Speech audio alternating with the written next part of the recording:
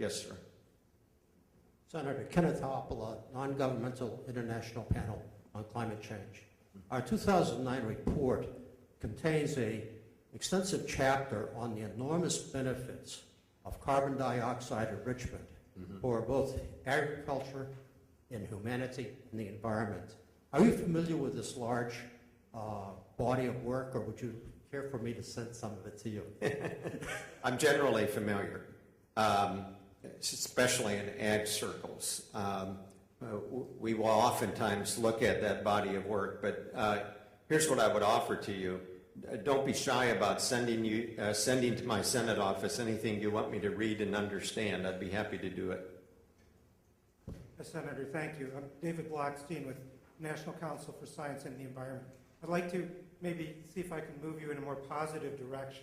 As you, I think, are well aware, your former colleagues at the Midwest Governors Association have put forward a vision and a plan for a new bioeconomy for the Midwest based on integration of agriculture, renewable energy, and next generation biofuels. I'm wondering whether you agree with that vision and how you see policy steps to move that vision forward. Here's what I would offer you. First thing I would tell you is protecting agriculture is a very positive thing. So I might debate the premise of your question.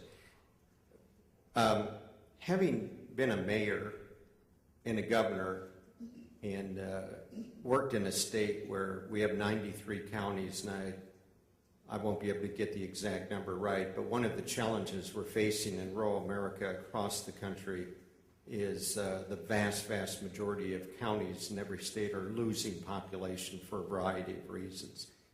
And we want to stem that tide. I will tell you, as a governor, I got much more excited about creating a job in a community of 800 than anything I did that day. Not that in my state, Omaha isn't important, it's hugely important, but so is Jackson, Nebraska, and I could go on and on. I embraced wind energy before it was cool. I was the mayor of Lincoln. It was the 1990s. We have all public power in Nebraska, as you know. We don't have any private power. And I said to the Lincoln electric system, get with it. They said, it's not economically viable. I said, look, I don't care. It will be someday. And let's get ahead of the curve here. I think there is promise in wind and solar and biofuels. But I have to tell you, I do not share the optimism that the world gets transformed overnight. There are some very, very tough issues ahead of us there. In the meantime, the world needs power. We can cuss it, we can discuss it, we can mourn the fact that we're dependent on fossil fuels, but in the meantime, we need power. And what I encourage people to do is embrace all of the above. I really believe it's the right strategy, but recognize there is going to be a period of time here where we've got to get the policy right, otherwise you're going to hurt the little guy. And I'll share another story. I'm in North Platte, Nebraska. This is when gasoline got to $4 a gallon. I was talking to the woman who was checking us out of our motel room, and she said, we started talking about the high price of gas, and she said, you know, Mike, I was thinking about going to an event 20 miles away. I go to it every year. She said, this year I'm not going. She said, I don't want to spend the money.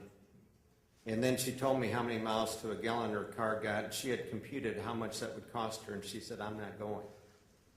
I just think you've got to have the right policies in place, and I worry that these approaches, where they don't explain even or want to take the time to give the EPA the opportunity to analyze that and give us economic modeling, just, you won't get them passed. You can't. You can't justify the vote back home. You shouldn't be able to justify the vote back home.